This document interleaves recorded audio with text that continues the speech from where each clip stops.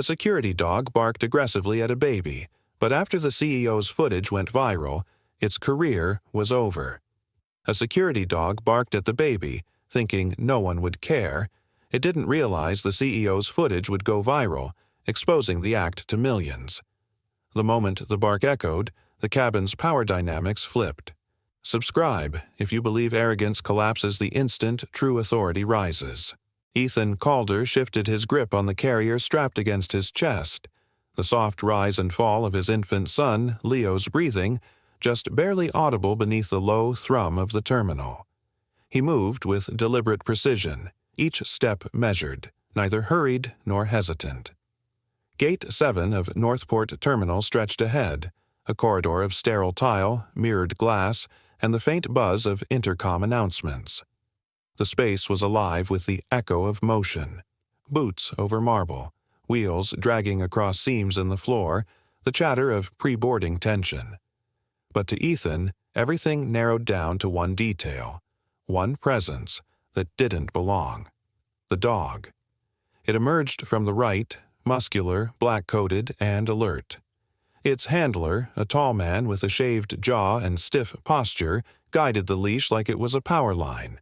The badge on his chest read Holt, and the sewn name tag confirmed it. Officer Bren Holt, Terminal Security Division. The dog, identified by the yellow print on its vest as Rax, veered toward Ethan and Leo with a gait that lacked randomness. It wasn't a sweep, it was a target. Ethan's eyes didn't flicker, but his fingers moved. Gently, he adjusted the blanket around Leo's tiny frame, his thumb brushing along the baby's cheek just as his other hand shifted toward his jacket pocket. A slow, calculated slide of his phone into his palm. The lens blinked once, then stayed on. Silent recording. Routine screening, Bren stated as he stepped closer, but there was no scanner, no alert, no second dog for redundancy, and no other passenger was being approached. Ethan's tone remained even. "Your proximity isn't routine," he said calmly, his voice holding the weight of someone who'd been through too many rooms where power was abused under fluorescent lights. Bren said nothing, but the leash tightened. Rax's posture went rigid, head high, ears forward, nose twitching. The tension vibrated into the air. The bark came suddenly, sharp, piercing. It cut through the terminal noise like glass shattering on linoleum. Conversations stopped. A child across the lounge whimpered. Heads turned, phones tilted, and Leo jolted. His arms flailed beneath the blanket, his mouth opened, and he let out a high-pitched, broken cry. Ethan didn't flinch, but something inside him shifted. He looked at Bren squarely, no anger in his gaze, only clarity. "Please," he said, the word crisp, edged in steel. "Back the dog away from my child." Bren's shoulders tightened. "He's working. You're fine. It's a quick behavior check." Leo cried louder, twisting slightly against his father's chest, his small body instinctively recoiling from the source of noise. The cry wasn't just startled, it was confused, deep in a way that struck Ethan somewhere raw and protective. "You've made your approach. There's no alert. You're not scanning. So, again, I'm asking for space." "Sir, remain still," Bren said, fingers flexing over the leash. Rax barked again, this time closer, and Ethan instinctively leaned forward, forming a barrier with his own body. Leo was nestled between his chest and forearm now, shielded from both the noise and the threat. Around them, the crowd lingered in a frozen blur. Unspoken questions drifted in the air. Is this normal? Should we be filming this? What exactly are we witnessing? Ethan caught one man lowering his phone, hesitating. Another raised his, camera already rolling. The baby's cries pierced again, thinner now, as if the noise had begun to tax his breath. Ethan didn't panic, but his hand dropped briefly to Leo's back, patting in steady rhythm. He leaned his shoulder ever so slightly toward the edge of a security pillar, positioning himself not only between dog and child, but within the center of the terminal's sightlines. Nothing about this was unintentional. "This dog is not reacting to any signal or behavior," Ethan said, his voice now projecting just enough for the crowd to catch. "It's reacting to my proximity, and it's upsetting an infant. If you don't take 3 steps back, I'll assume this is targeted." Bren blinked, surprised but not shaken. "You can't assume intent." "You just did," Ethan replied, tilting his chin toward Rax. "And my child paid for it." Bren's hand gripped the leash harder but said nothing. Ethan could see the pulse jumping in the man's neck now, just above the collar. Rax was growling. Not playfully, not defensively, just steady, low, and territorial. A subtle shift in background movement caught Ethan's attention. Someone in uniform had stopped walking. A tall man, possibly another officer or terminal staffer, stood watching. His presence didn't interrupt, but it wasn't neutral either. And still, no scanner, no formal statement of suspicion, no policy cited. Ethan's thoughts moved faster than his breath. He cataloged every element: the angle of the security camera overhead, the blinking lights on the biometric kiosk behind him, the precise timestamp on his phone screen. He knew how systems worked, how policy could be weaponized, and how silence was often used to insulate misconduct. A new bark split the air. Leo's arms flailed wildly this time, and Ethan turned his body in a fluid, sweeping motion to shield the child fully. A sharp inhale escaped the baby, followed by a sob so fragile it seemed to fracture the moment. Ethan breathed in deeply, not out of fear, but to anchor. He spoke again, not to Bren, but to the room itself. "This is being recorded. My name is Ethan Calder. My child has been subjected to prolonged distress under a false pretense of security." Someone behind him whispered, "Is that the Virexon guy?" Bren finally glanced sideways, uncertain. His grip on the leash didn't loosen, but his stance did. Ethan took one more breath. Calm. Grounded. The lens on his phone continued to blink. He didn't move again. He didn't raise his voice, but his words cut through the silence like a fuse being lit. This was never about safety. It was about control. The barking did not stop. Rax's body was rigid, hackles slightly raised, eyes fixed on the infant in Ethan's arms. The sound, sharp, jarring, meant to intimidate, ricocheted across the terminal like a gunshot, setting the passengers on edge. Ethan didn't flinch. He had seen this tactic before in boardrooms and negotiations. Overwhelm, then control. But this wasn't a debate. It was his child. Slowly, with measured calm, Ethan shifted his stance, lowering himself slightly until one knee hovered just above the polished floor tiles. His back straight, posture non-threatening, he placed his body between Rax and Leo without making contact with the animal. The movement was deliberate, controlled, and broadcast clearly to the world through the phone's wide-angle lens perched on his bag. Officer Bren Holt's knuckles tightened on the leash. His voice was clipped, defensive. "Step back, sir. You're obstructing a screening process." He didn't cite a law. There wasn't one to cite. Around them, a few male passengers, fathers by the look in their eyes, glanced between Ethan and the dog. Their expressions shifted uneasily, the kind of shared recognition that something felt off, but no one wanted to move first. The social contract in public spaces often allowed quiet injustice to pass unchecked. Ethan knew that. He was done being quiet. The terminal's natural echo amplified each bark, each sharp intake of breath from Leo. The child's cries had shifted from confused to terrified. The sound frayed something invisible in the air. A new figure appeared from the left, Terminal Supervisor Marcus Island. His approach was impatient, his steps loud and fast. He didn't look at the baby. He didn't look at the dog. His eyes went straight to Ethan, already narrowed in annoyance. "What's the issue here?" Marcus asked, but the tone was performative. He was already on Bren's side. "This dog is too close to my infant son," Ethan said clearly. "There's been no formal screening, no command issued, no scanner used. I've asked for space. It was denied. Marcus waved a hand, dismissive. It's routine protocol. Just let them finish and move along. There is no routine protocol for barking point blank at infants, Ethan replied. His voice was calm, composed, but every syllable was iron.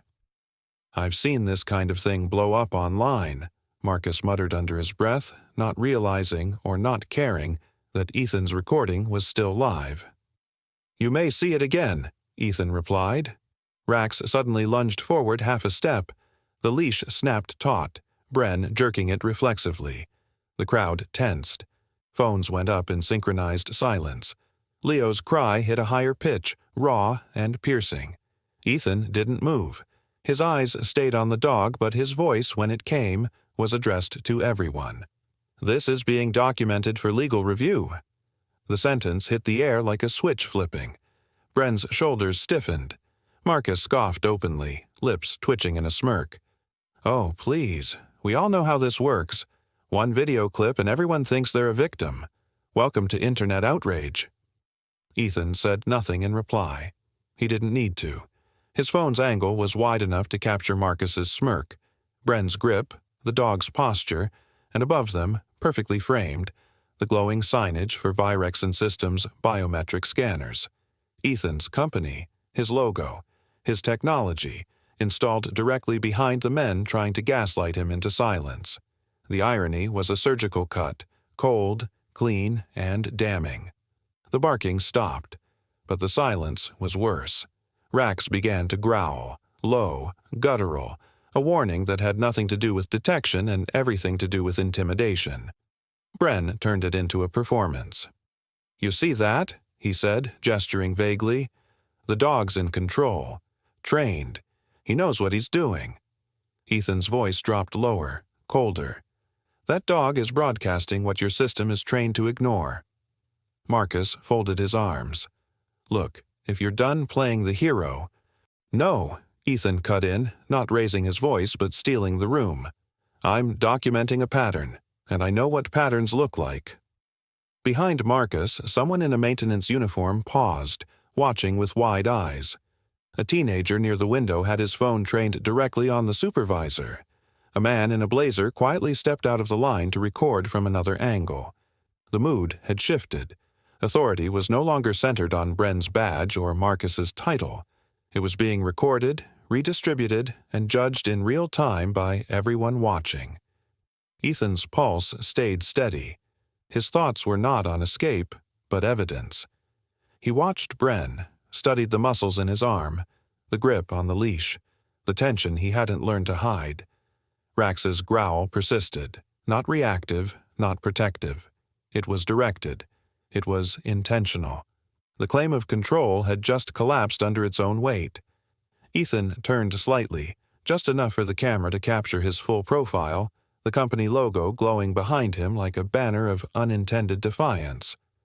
This gate was chosen because someone assumed I would stay silent. Security didn't ask.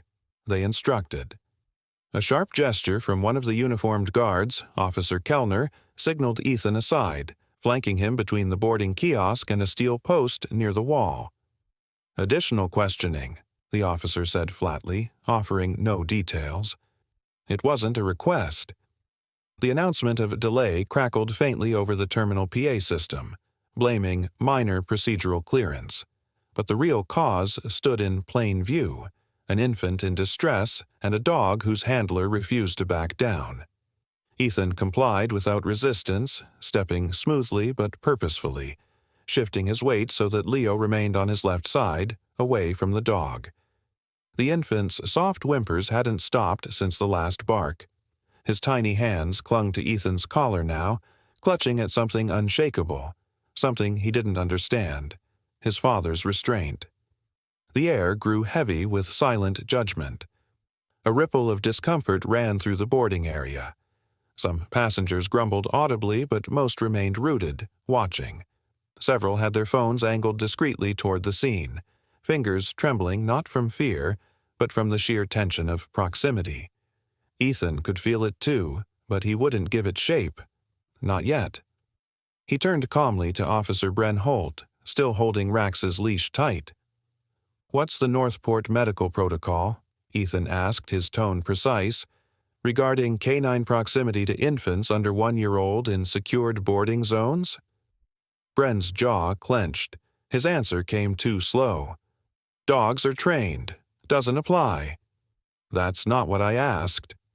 Ethan's voice didn't rise, but his presence filled the space. He locked eyes with Bren, not in challenge but in clinical curiosity. "Is there a written guideline?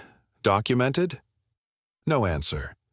The dog shifted again, a soft growl rising in its throat like an engine idling too close. Leo flinched. Ethan's body tensed, and for a second his hand hovered protectively above the infant's head. He caught himself, lowered it. Control wasn't about stillness. It was about calculation. He scanned the perimeter with quiet efficiency.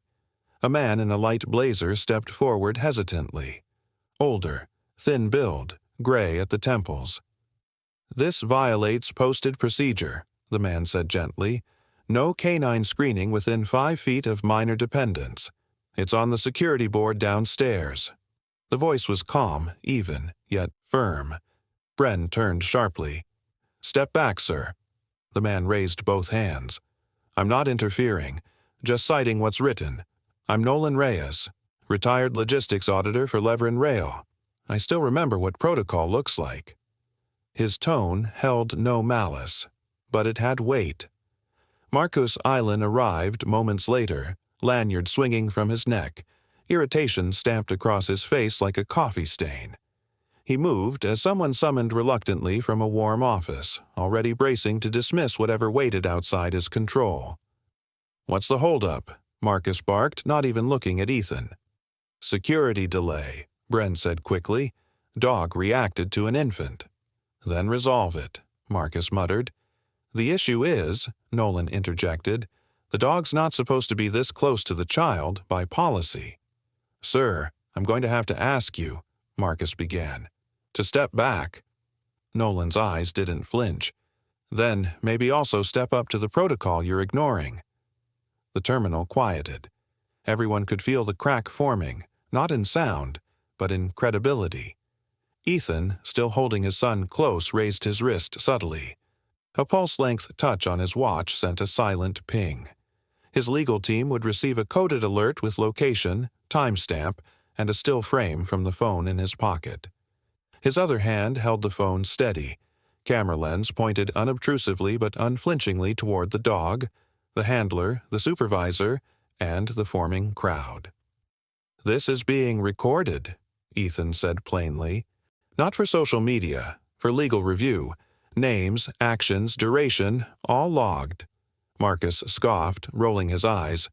"Everyone's a lawyer now. You people always think—" A bark cut him off. Racks. Louder, sharper, meaner. Leo gasped, not a cry, an involuntary shock to his system. His mouth opened in a stuttering intake, and for a second it looked like the child had forgotten how to breathe.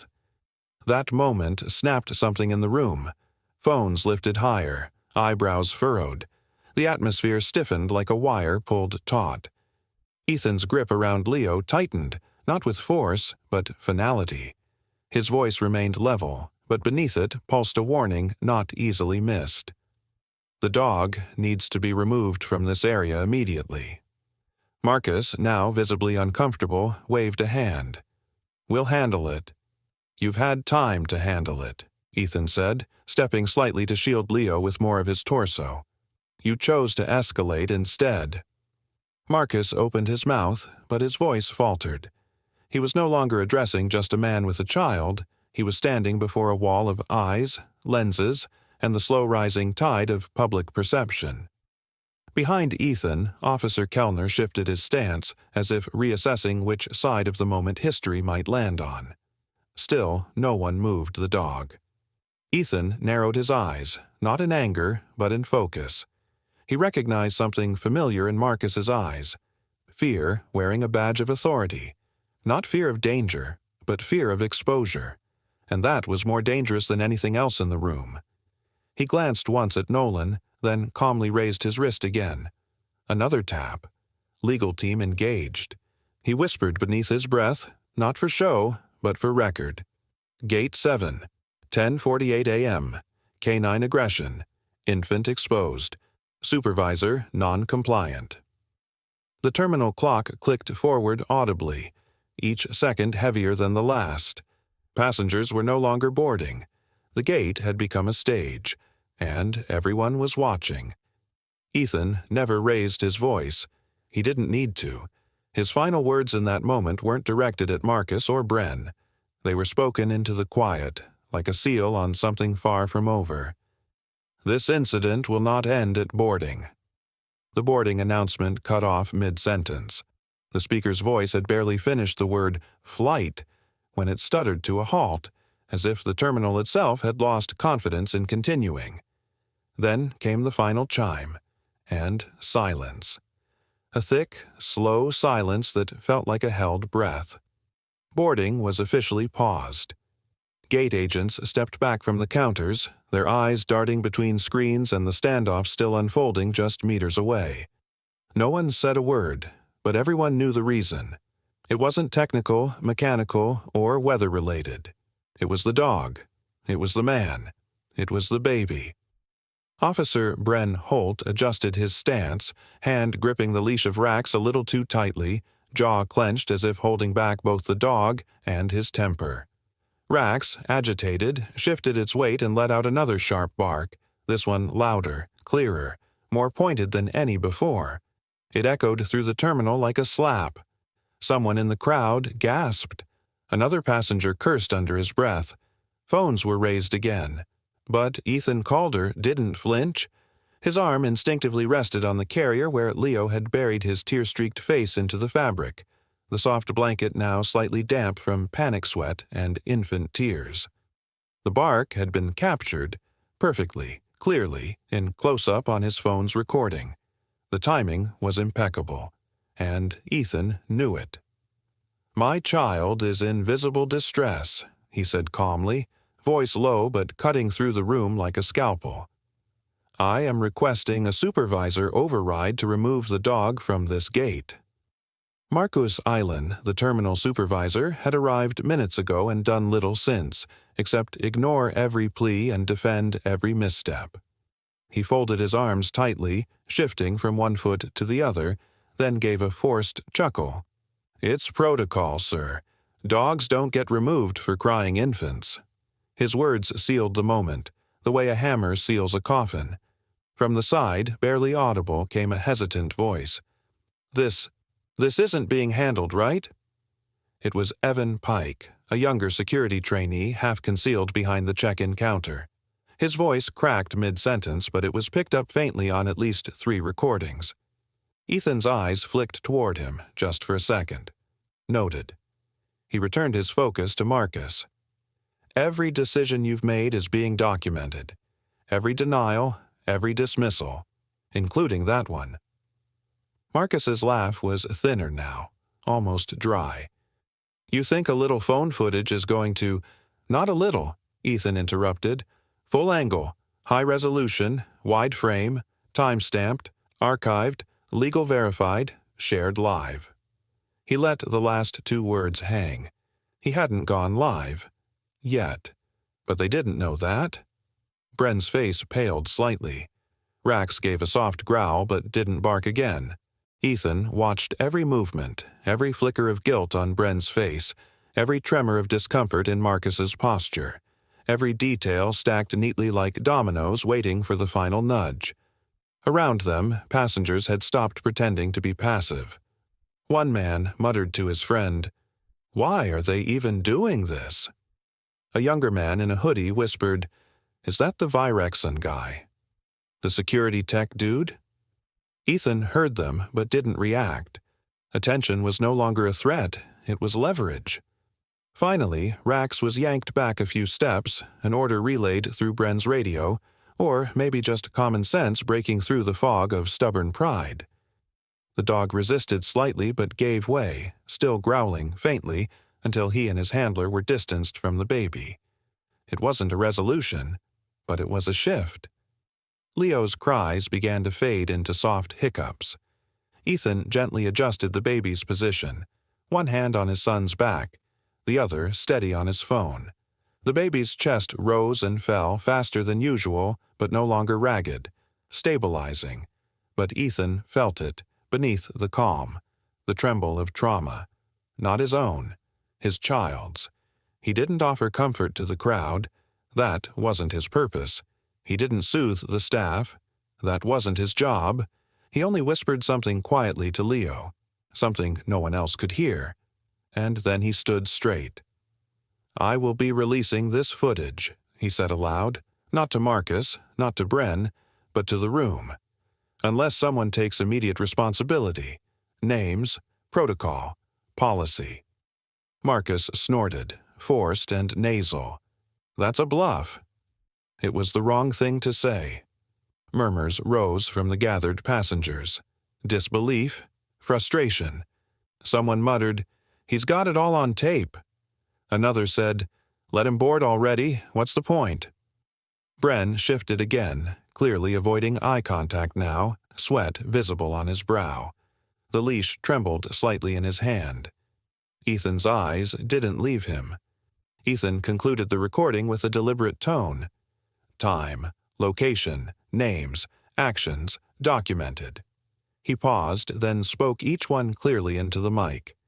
Officer Bren Holt, Supervisor Marcus Island, Rax, Security K9, Virex on biometric gate signage, infant in distress, denial of medical override, mishandled escalation, all captured.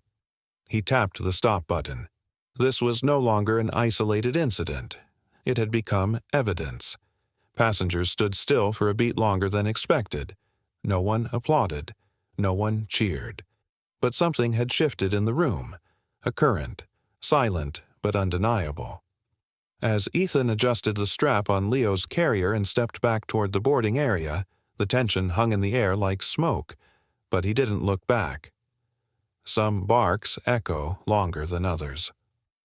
Ethan's footsteps echoed through the quiet terminal hallway as he boarded a later flight, not the one he was originally assigned, but one delayed enough to still get him home by evening. Leo slept in his arms now, his small body bundled tightly beneath a soft blue blanket, unaware of the storm his cries had awakened hours earlier. The bark still rang in Ethan's mind.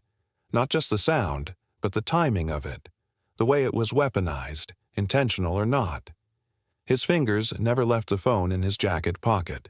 It held the entire encounter in crisp footage, recorded from the moment Rax's first bark cracked the stillness of Gate 7.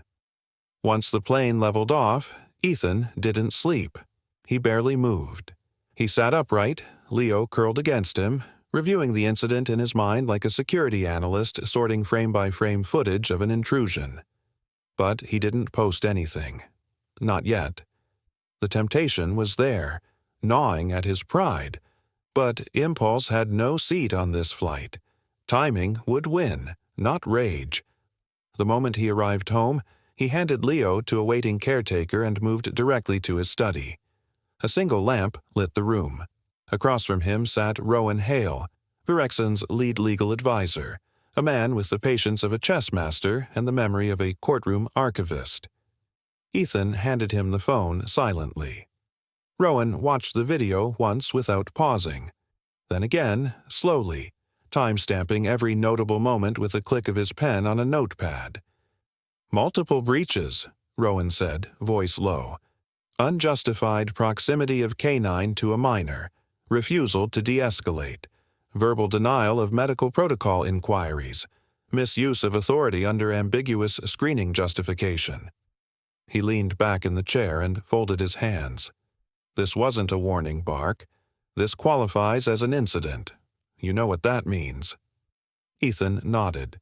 It means the response wasn't a failure. It was the policy. They didn't rush. The next day was dedicated to analysis. Ethan ran the footage through Virexon's own AI system, overlaying heat mapping and proximity metrics. It confirmed what his instincts had already told him. Rax had breached the boundary radius around a child-defined passenger in a Tier A zone, twice. Worse, the officer had done so without scanner prompts or detection justification. Rowan leaned forward again, more serious now. "The footage has legal weight.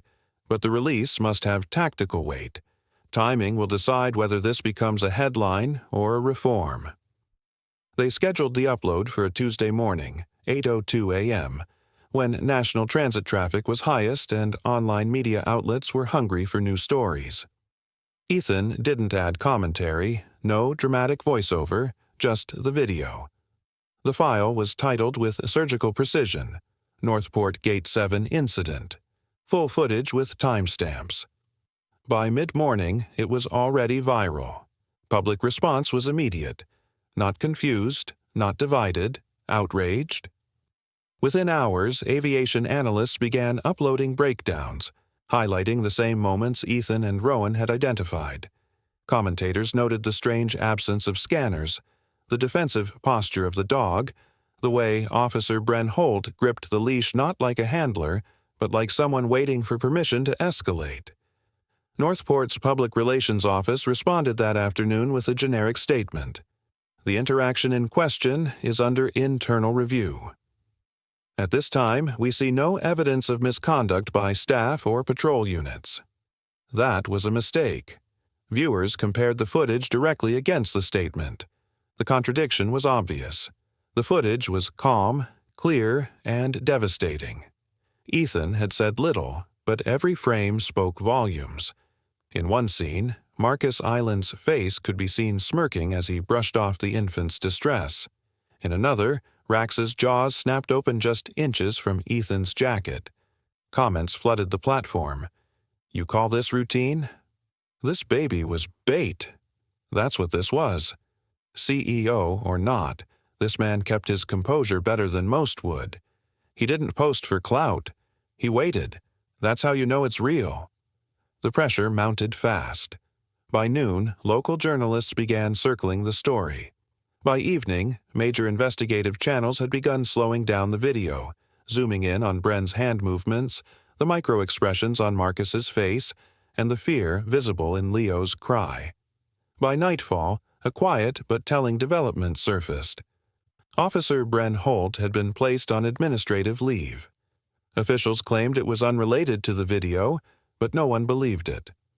On the same day, Rax was removed from active patrol duty.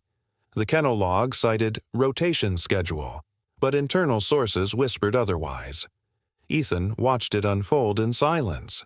The next morning, he uploaded a second clip, this time shorter, focused on the inconsistencies between posted terminal signage and actual procedure. A frame captured the sign above Gate 7 clearly stating, "Infant Safety Zone. No active patrol presence permitted within 12 feet without medical screening justification." The footage froze on that frame, then cut to Rax just 6 feet away, barking. The narrative shifted again. This wasn't about a misunderstanding. It was about a system that had normalized the bending of rules whenever convenient, and that system had chosen the wrong person to test.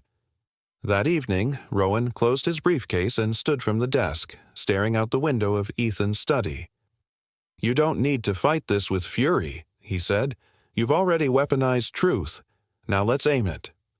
Ethan nodded, his gaze on the monitor still playing footage in a loop. "I'm not chasing apologies," he said. "I'm chasing change."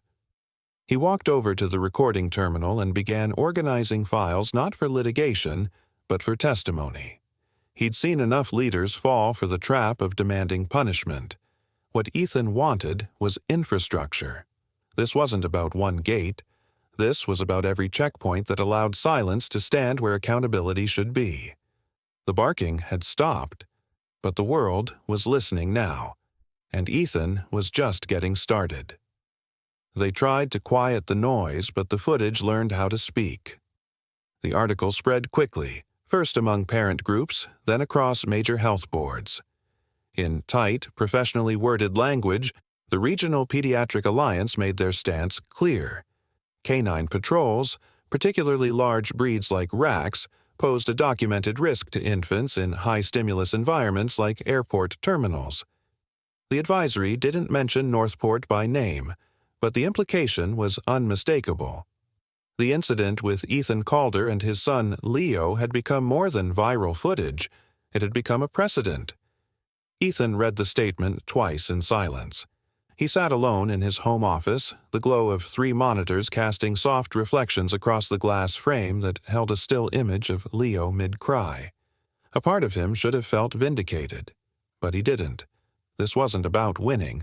Not anymore. He forwarded the statement to Rowan Hale, his legal advisor, with a single line. "Let's escalate."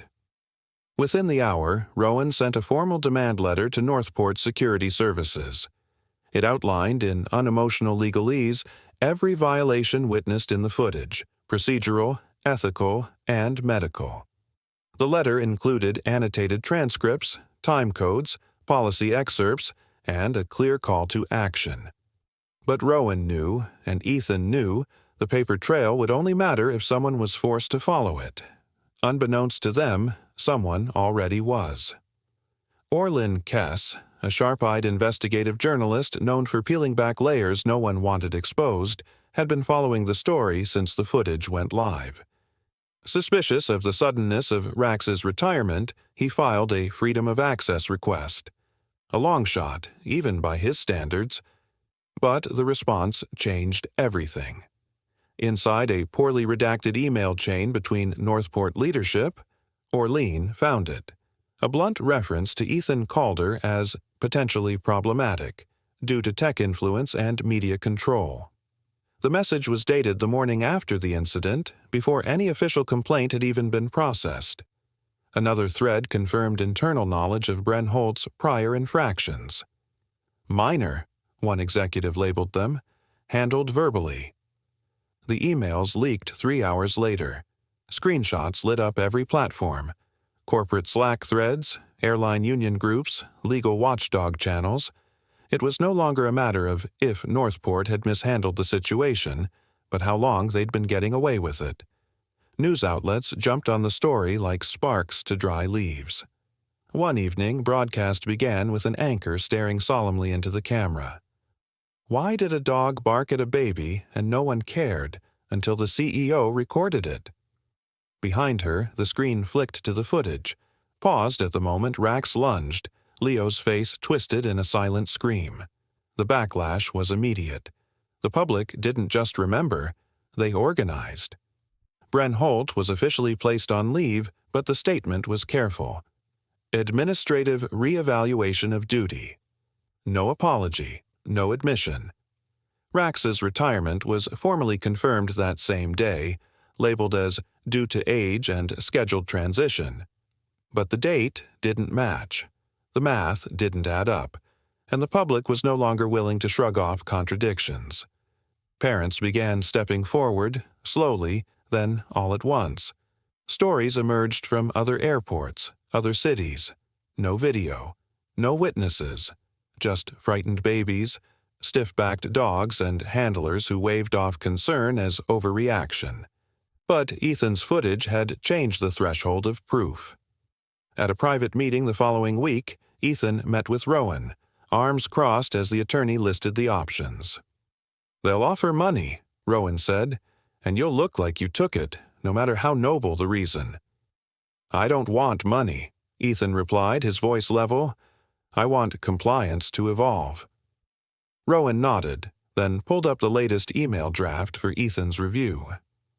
Outside Virexon Systems headquarters, a quiet protest had started. Mostly parents, a few advocates, signs painted with phrases like, "Babies deserve better," and "Don't weaponize barking." Ethan stood at the window but didn't go out. Not yet. He posted a message instead, just 8 words long. Not about revenge, about repetition. It was meant as a pin drop. Instead, it became a thunderclap. Within hours, the phrase trended globally. T-shirts, pins, hashtags, cartoon sketches of a baby swaddled in courtroom scales of justice. University ethics classes debated the surveillance footage. Senators retweeted it, cautiously but publicly. Talk shows tried to book Ethan for interviews. He declined every single one. Silence, once used to bury the truth, was now his scalpel. Every refusal to speak became another form of speech. Every unanswered question became its own kind of indictment. Verixon's public relations director tried to coax him into addressing the company board, but Ethan refused. "Not yet," he said. "Let the silence mature." In private, he drafted outlines, not statements but systems, not demands but frameworks. He wasn't planning for a lawsuit. He was preparing a blueprint. The headlines would eventually fade. The hashtags would slow, but the system that allowed a dog to bark at a sleeping infant, unquestioned, undocumented, and defended, had been exposed, and it wouldn't forget the sound of its own unraveling. They wanted my outrage. What they got was my outline. The internal investigation begins without a press release, a camera, or even a name. It starts with a ping. One quiet morning, inside the high-security policy division of Virexon Systems, an algorithm flags a string of unauthorized canine entries into biometric clear zones, areas specifically programmed as low-sensory pathways for children under 5. The system should have locked the gates against non-human patrol units. It didn't, and the logs, time-stamped, geotagged, and internally encrypted, reveal the culprit. Officer Bren Holt and his dog, Rax, had bypassed clearance protocols multiple times across the previous quarter. The screen glows with evidence. No one says a word for a long moment. Rowan Hale reads the report in full silence, his brow tightening with every line. He doesn't call Ethan Calder. He walks into his office instead. Ethan barely looks up from his monitor when Rowan enters. "They walk the dog where?" he asks quietly. "Through 3 restricted corridors. Infant and toddler zones," Rowan answers, placing the printout on the desk. Each time, the biometric gate logged it. No override, no emergency. Just walked in. Ethan leans back in his chair, the silence pressing in like a storm front. So it's not just a behavioral lapse, it's a breach. More than a breach, Rowan nods. It's a liability footprint. Ethan's fingers drum once against the edge of the desk. "We're not going to bury this, Rowan. We're going to build with it," Rowan replies. Within 48 hours, Virexon's internal team drafts a proposal, one that Ethan personally reviews line by line, not for language, but for infrastructure. He knows what public sympathy overlooks. Change that lasts is built on systems, not sentiment. The proposal lands on the desk of a federal transportation ethics liaison. 2 days later, it's titled Tiered Terminal Navigation Reform. Inside, the framework is revolutionary. A child priority routing system that redefines terminal architecture through biometric segmentation, visual markings, and AI-mapped safe corridors. Its name is simple but quietly precise: the Calder Corridor. When a Senate subcommittee sends a formal invitation for closed-door testimony, Ethan accepts with no fanfare. No social media statements. No press tease. No family photo. He arrives in D.C. wearing a dark gray suit and carrying a single folder. The room is stark and cool. A half-circle of senators review his materials as he begins. "Gentlemen," he says, "I am not here today as a parent. I am here as a builder." The air shifts. He outlines the biometric logging failures, the vulnerability in unrestricted patrol units, and the ripple effects of unchecked behavioral authority inside passenger pathways. He makes no emotional appeals. He quotes figures, policy failures, AI lapse cycles, and the pattern of avoidance embedded into legacy design. He doesn't raise his voice once. When a senator asks why he named the plan after himself, Ethan pauses only a moment before answering. "Because it started with my son," he replies, "but it should end with your signature." 3 of the subcommittee members nod. After the meeting, momentum builds like pressure behind a dam. Public access terminals begin to display summaries of the proposal. The press catches on, calling it invisible infrastructure for the voiceless. Opinion columns debate whether it's bold or overdue. Petitions rise. Airports respond, some with enthusiasm, others with caution. But the public makes the choice easier. 3 regional airports announce pilot testing within 2 weeks. Northport, predictably, delays implementation, citing budget constraints. But no one buys the excuse. The footage still echoes in the public's memory. The delay is seen not as strategic caution, but as desperation. At Virexon, Ethan reviews weekly compliance updates in silence. One name keeps appearing in correspondence, Nolan Reyes. His witness statement from the gate confrontation had quietly impressed regulatory observers. A formal request is issued, asking Nolan to join the National Compliance Advisory Board for Airport Reform. He accepts with reserved humility, but the effect is seismic. Meanwhile, Marcus Elin resigns from Northport Security Services. The official announcement cites health concerns. No follow-up interviews, no farewell party. Just silence. Behind the scenes, Ethan knows it was orchestrated, but he also knows better than to gloat. True reform isn't celebrated by headlines, it's etched into procedure. Bren Holt, facing pressure from both internal and external investigations, files for early retirement. No ceremony, no badge-turning press photo, just a closing file stamped with the quiet weight of consequence. The media labels it the final chapter. But Ethan knows better. He stands in his office watching a live feed of a family moving through one of the new Calder corridor lanes. A toddler laughs, pointing at a calming light panel embedded in the wall. No dogs, no shouting. Just design doing what policy rarely could, protecting without posturing. Ethan closes the feed. Then he speaks, not to Rowan, not to his board, but to himself. The bark is gone, but the footprints remained. The handler smirked, confident the dog's behavior would go unnoticed, unaware that every angle, every witness, and every second had already been captured by the CEO. If you believe cruelty under a uniform always folds when strategy meets unstoppable exposure, hit subscribe now, because justice never hesitates. Orlin Kess didn't ask for permission. He never did. By the time his exposé titled Terminal Dogs and Paper Trails went live, the damage was already in motion. The headline ran across black and amber banners on news sites like a slow-burning match. Its opening line struck like a quiet explosion. For years, barking was not a warning. It was a weapon. Inside Virexon's internal communications room, the article had already been circulating before Ethan Calder read the first word. One of the junior analysts had flagged it at 5:14 a.m. By 6:03, it was trending across multiple legal compliance forums. And by 6:37, Ethan had posted it to Virexon's internal ethics board with a single comment beneath the link. Protocol is only as strong as its weakest silence. The post was brief, but it reverberated through departments like a live wire. Security heads gathered within the hour. Rowan Hale joined by conference link from D.C., his tone controlled, though his expression betrayed urgency. They've already dissected the footage, frame-by-frame analysis of Rax's approach.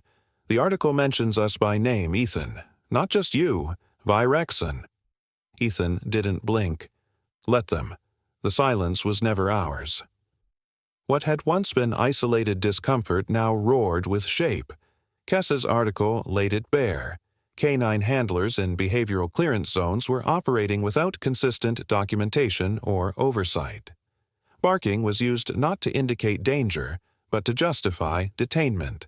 The zones themselves were ambiguous, their boundaries fluid, open to interpretation and exploitation. Footage from multiple airports emerged within hours, dogs barking near children, handlers issuing no warnings, parents bewildered and silenced. Inside Northport's legal office, the tone changed. Gone was the stiff confidence. In its place, a quiet scramble. Rowan pushed for mediated settlement, not for money, never for money, but for something far more dangerous to them: precedent. She sent the letter herself, each clause carefully chosen to make acceptance feel like mercy.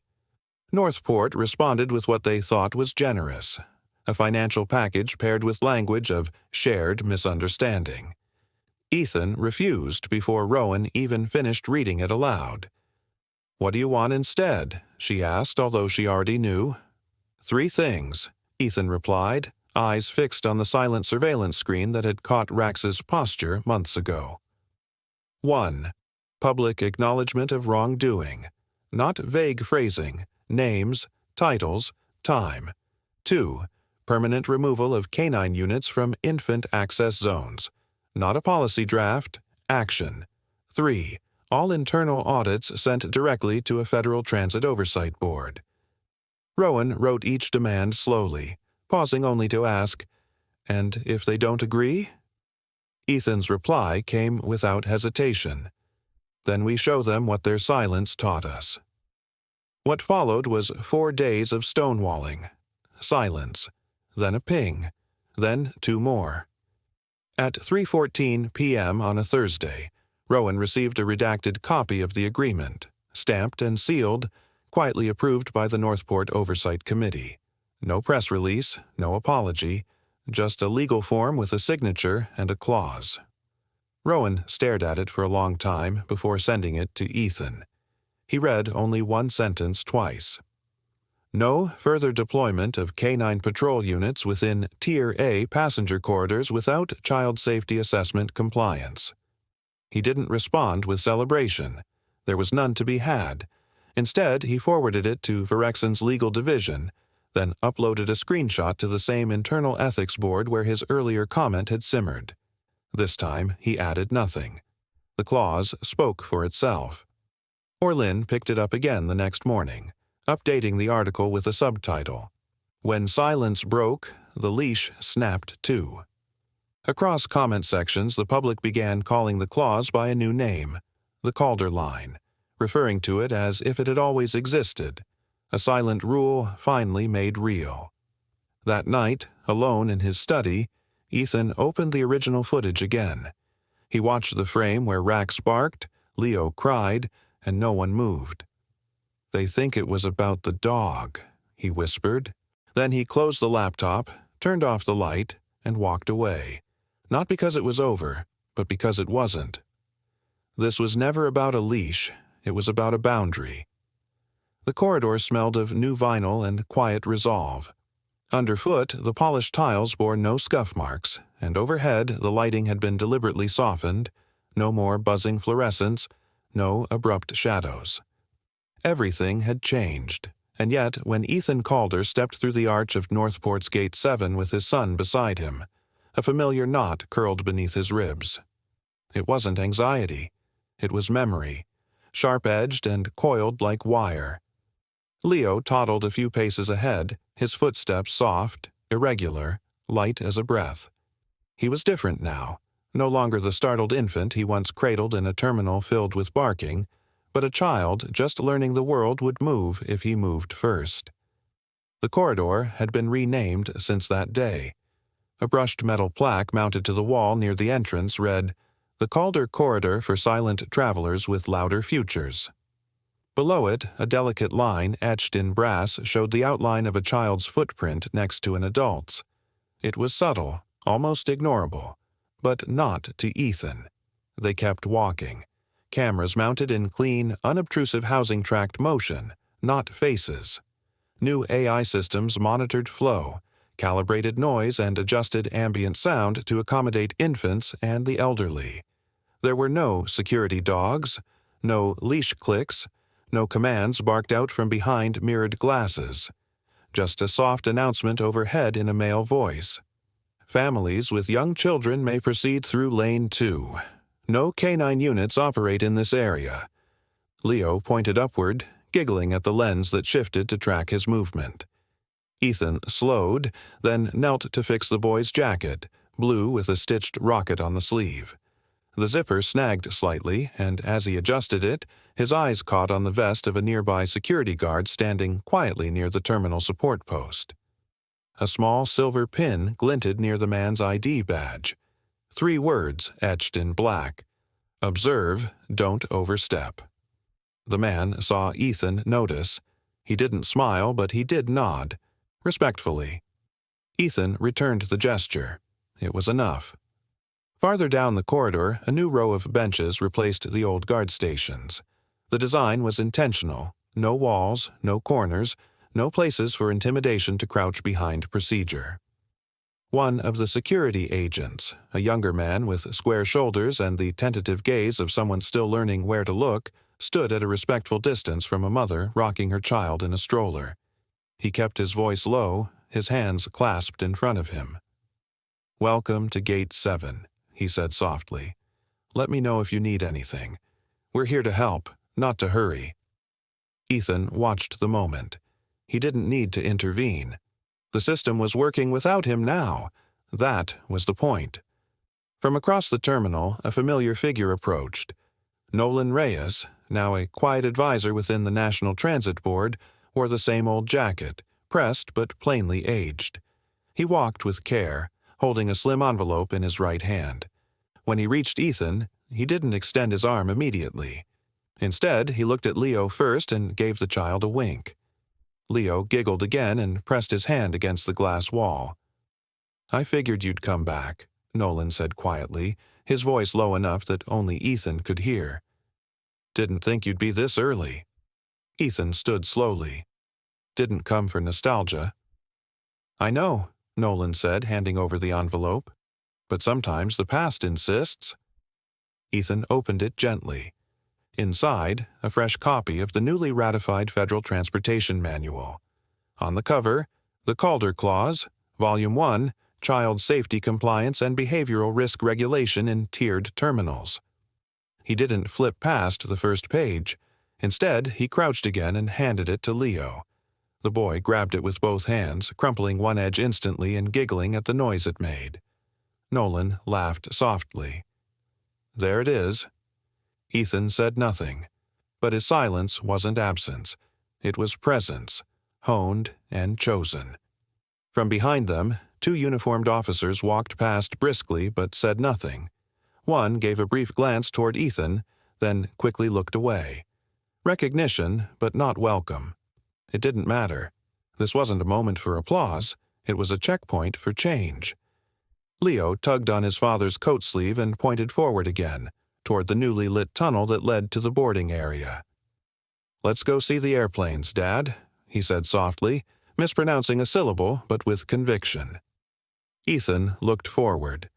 The lighting shifted to a warm gold as they entered the next stretch, the corridor narrowing gently, the sounds of announcements fading into lullaby tones. The barking had stopped long ago. The tension had dissolved. But something deeper remained, an echo of what once had been, repurposed now as blueprint. Some silence is not peace, it's preparation. The package arrived without ceremony, slid across the receptionist's desk at Virexon Systems, and marked only with Ethan Calder's name and a date. Nothing else. No return address, no courier signature. Just a plain manila envelope sealed with industrial tape and the quiet tension of something withheld. Inside was a single flash drive, matte black, labeled in small block print. 04-08, the date of the terminal incident. Ethan didn't pause. He left the boardroom mid-discussion and walked directly to his private office, closing the door behind him with a deliberate click. His fingers moved steadily, betraying none of the stirrings inside. He inserted the drive into the secure port beneath his desk terminal. The file opened without encryption, as if the sender knew Ethan would never trust a password from a stranger. A video file loaded, grainy, silent, surveillance grade. The feed was angled from high above Gate 7, casting the scene from an angle he'd never seen before. And then it began. The footage showed Rax, the security dog, approaching well before Bren Holt issued any verbal command. There was no trigger, no sudden motion from Ethan, no cause, just the dog, stiffening, then barking violently in Ethan and Leo's direction. But that wasn't the most damning part. It was Marcus Island and Bren Holt, standing a few paces away, watching. Neither of them moved. Not when the dog advanced, not when the baby flinched, not when the tension thickened like static in the air. They stood still, expressionless, arms crossed, almost waiting. Ethan leaned back, breath measured, eyes fixed on the screen. The footage was short, under 2 minutes, but in those seconds, 1,000 questions collapsed into one chilling certainty. This wasn't negligence. It was premeditated non-intervention. Without a word, Ethan pulled out his encrypted device and uploaded the footage. He didn't attach a message, just forwarded it to 2 people, Rowan Hale and Orlin Kess.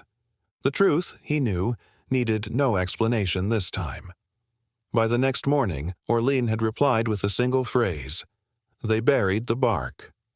2 days later, Orlin's follow-up exposé dropped under that same name. The bark they buried. It spread like wildfire. Public outrage reignited with terrifying clarity. The grainy footage was looped on every media platform, dissected frame by analysts and digital ethics commentators. Viewers saw not just a dog reacting, but a system that chose not to act. The story hit deeper this time, not because it was louder, but because it was undeniable. The bark was no longer a question of protocol. It was a symbol of something far more damning: indifference dressed as security. A petition emerged within hours, demanding a permanent record of the incident be archived at the National Transit Library as a case study in federal oversight failure. It gained 200,000 signatures by nightfall. Ethan remained silent. He refused interview requests, declined commentaries, walked past reporters like a man moving through fog, but each step felt heavier, more necessary. At one point, Rowan forwarded him an email thread from a senator's office requesting access to the footage for an upcoming transit safety hearing. Ethan didn't respond, but the footage played anyway, broadcast live during the public session. A junior senator from the Northwest stood before the chamber and declared, "This is the video that silenced the badge of excuse." Inside the room, the clip paused on the moment Bren glanced toward Marcus before doing nothing. The silence in the chamber was colder than any bark. That evening, at a private summit hosted by a federal ethics advisory board, Ethan attended but remained largely reserved. He sat at the edge of the room, eyes quiet, posture composed, absorbing everything but offering nothing, until a moderator posed a direct question. "What did that footage mean to you personally, Mr. Calder?" Ethan didn't answer immediately. He looked down for a long moment, fingers gently clasped together. Then, softly, so much so that the room leaned forward, he replied, "It meant that even a baby's cry could disturb the order of unchecked habits." There was no applause, no outburst, just a long, heavy silence that felt more honest than any debate. The phrase spread instantly. Protest signs in front of Northport bore it the next morning. It appeared in headlines, advocacy campaigns, even school debate topics. For the first time, the conversation wasn't about the dog, or the handler, or the gate. It was about the silence that came after the bark and who finally decided to listen. They weren't afraid of barking. They were afraid we'd all start listening.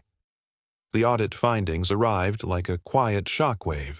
Buried inside a 112-page preliminary report commissioned under mounting public pressure, a single paragraph changed everything. Over a dozen documented cases of security dogs barking at children or infants had gone unaddressed.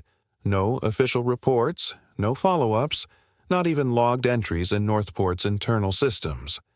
What made it worse was the pattern. Most of the incidents occurred at Gate 7 or nearby, and all shared one feature: no paper trail. Ethan Calder read the document twice in silence, seated in his office long after the lights had dimmed across the Virexen Systems campus. His son, Leo, slept 2 doors away, monitored quietly by a soft-glow baby cam, unaware that his cry in that terminal had unearthed a network of willful silence. Ethan's jaw tightened as he reached for a red marker and circled 4 names repeatedly mentioned in the audit. A day later, an anonymous former Northport staffer came forward in a sealed interview. His voice cracked as he admitted, "We were told to keep things verbal. Anything that hit the logs made it someone's problem, so we avoided the logs." No one looked surprised anymore, just grim. Word spread, as it always did.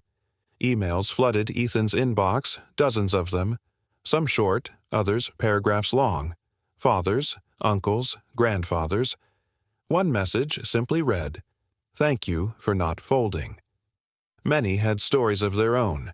They remembered dogs barking without cause, children trembling, some injured, some not, all undocumented.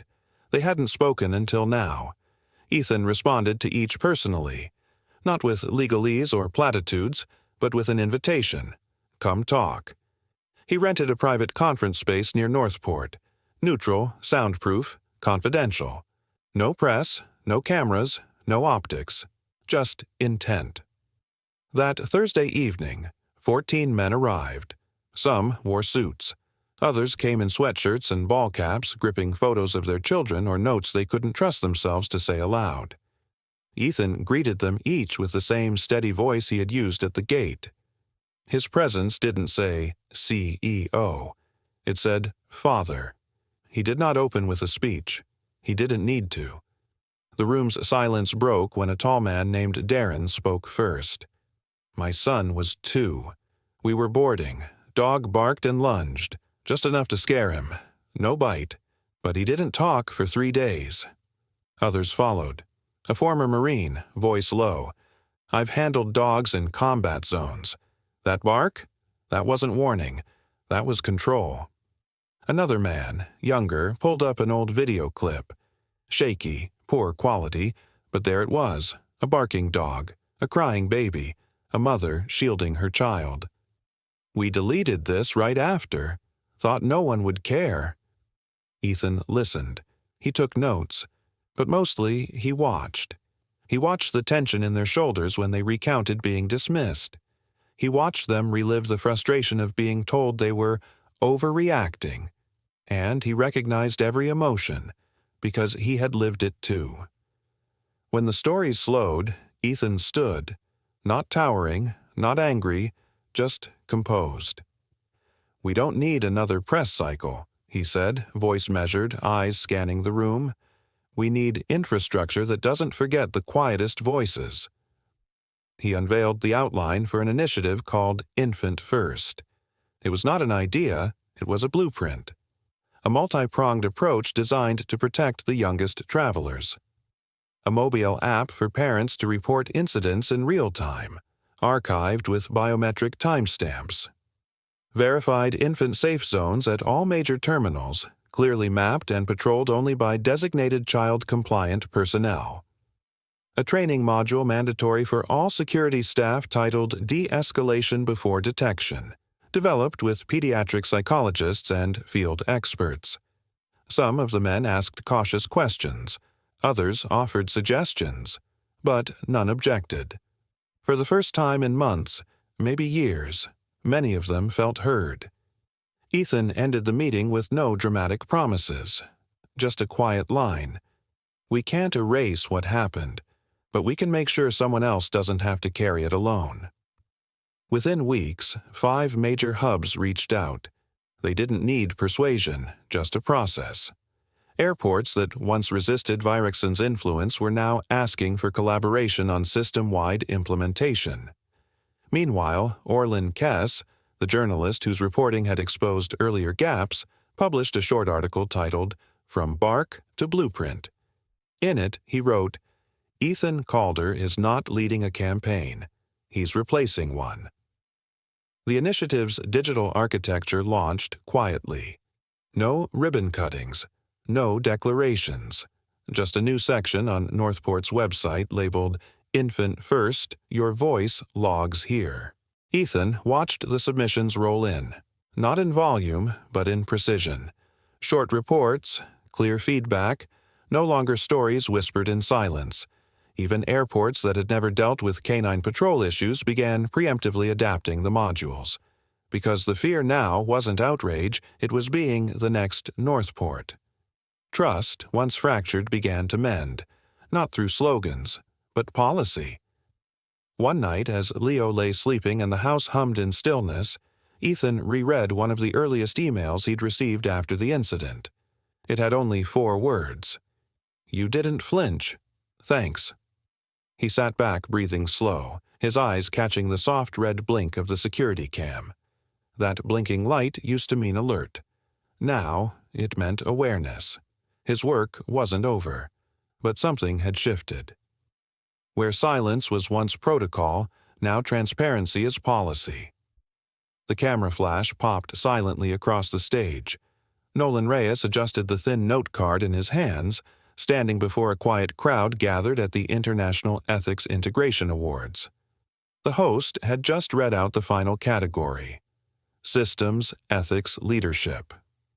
The recipient is Virexen Systems, for structural impact beyond product scope.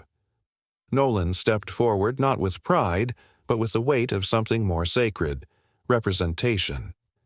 He cleared his throat and unfolded the single sentence Ethan Calder had sent. Technology should never be the hero.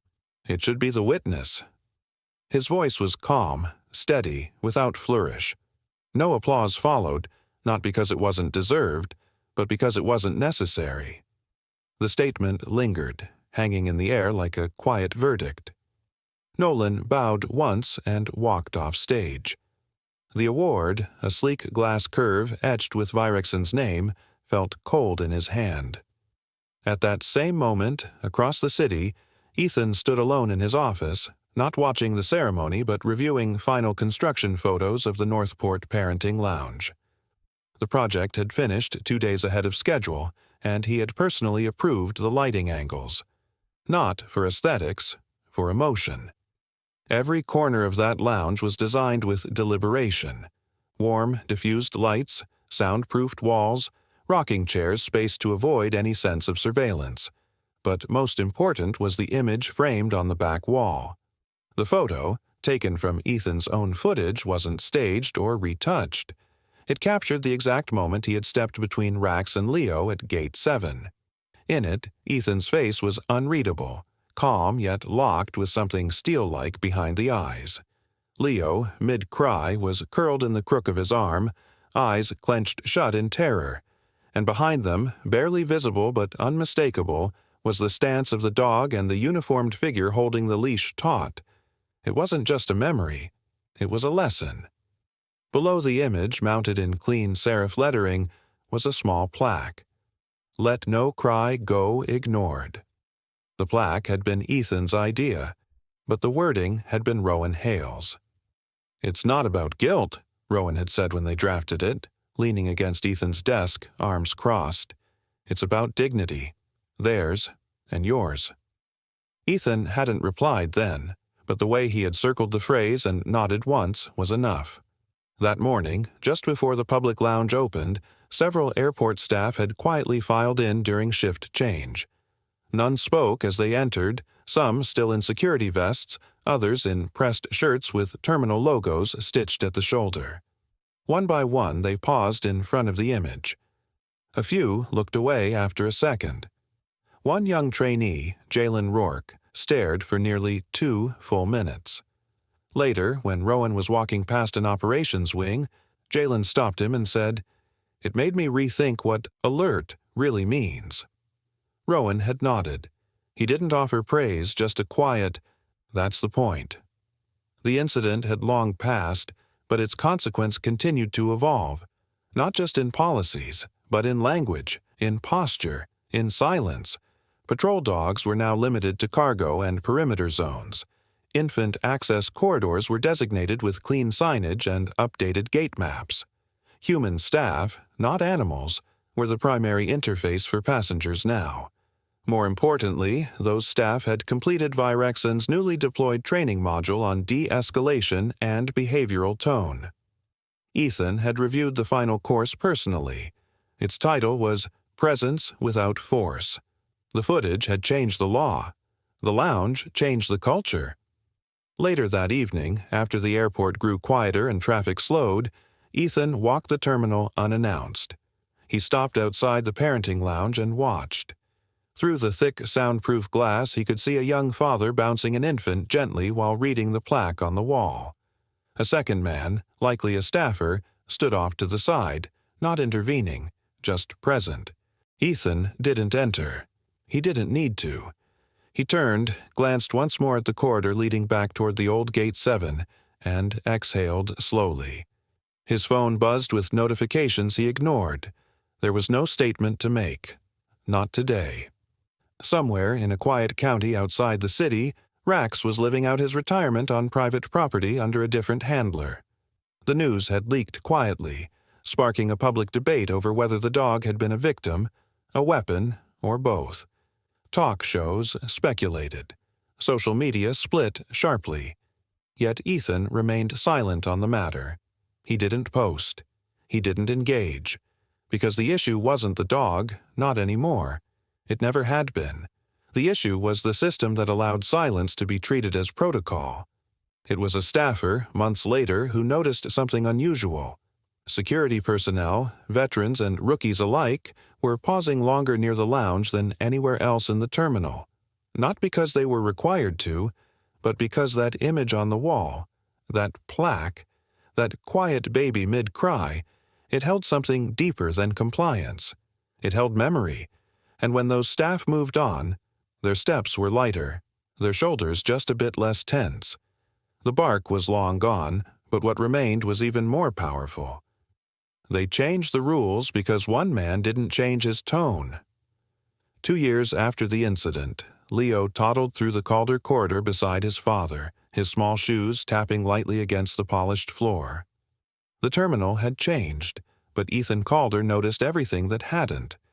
He didn't need to compare the old and new layouts. His memory had preserved every shadow, every angle, every noise. But today there were no patrol dogs, no sudden barking, no orders disguised as procedures. The lighting had been softened deliberately, the overhead fluorescence replaced with warm, indirect illumination that bathed the space in calm. Open sightlines stretched in all directions, a visible commitment to transparency that had once been painfully absent. Ethan walked slowly, letting Leo set the pace. The boy zigzagged between the floor's embedded guide lights, giggling as they blinked beneath his feet. The corridor was busier than it had been during that day, but there was a new quiet in the noise, a stillness between footfalls, as if the space itself had learned to listen. Ethan adjusted the strap on his satchel, watching as a security officer stepped aside to give a family with a stroller a wide berth. Not once did a command pierce the air.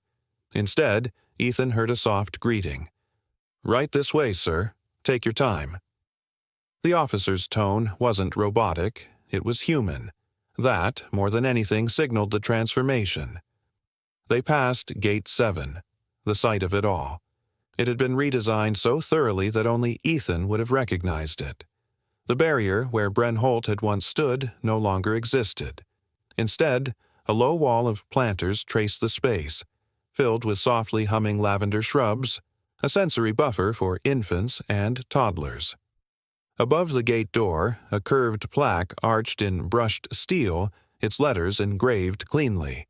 The Calder Corridor, for silent travelers with louder futures. Ethan stopped there, just long enough for Leo to point at the sign and smile, unaware of what it meant, but amused by the symmetry of his name in the air.